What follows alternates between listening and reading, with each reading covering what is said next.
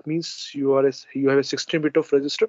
If you are say AH, that means you are basically considering your 8th to 15th bit of your register, and you are considering as AL, that means you are only taking the 8 bits of 0 to 7th.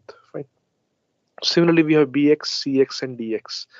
Next, what we have is the segment register. So they are kind of a register which are basically used to locate some data in the memory.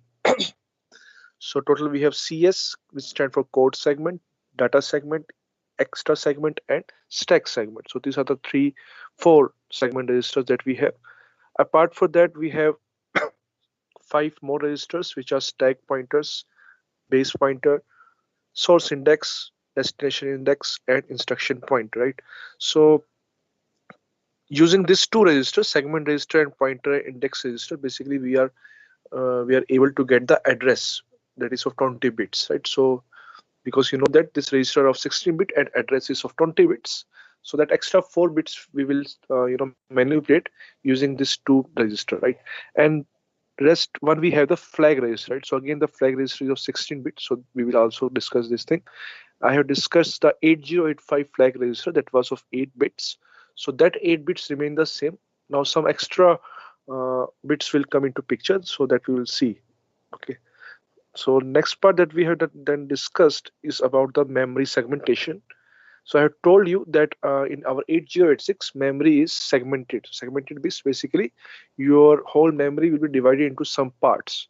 So that part are sometimes known as the DS, CS, SS, and ES. Okay, so in the one part of the memory you will only store the data. So that part is known as your data segment. Okay, and the one part of the memory you will only store your programs. Okay, so all the programs that you want to execute, so that all the programs or the code will be stored in your CS memory. Okay, so the range of this, which is predefined, is 64 KB. Okay, uh, if you want to store some stack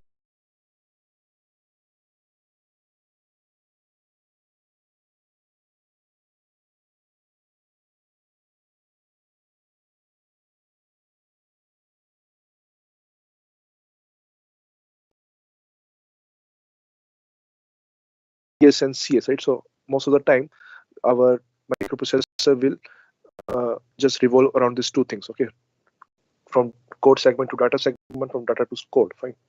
So now to address simply means if your microprocessor want to go to that particular segment, so for that we need some register, right? So that register we have already with the same name, right? So we have a data segment register. So data segment register is basically used if you want to use your data segment memory. Okay, so again this DS stand for your register. Okay, and this DS is basically your memory. Fine, so name remains the same. Fine, so in the book you will get confused sometimes that whether it is a register or a memory, so please look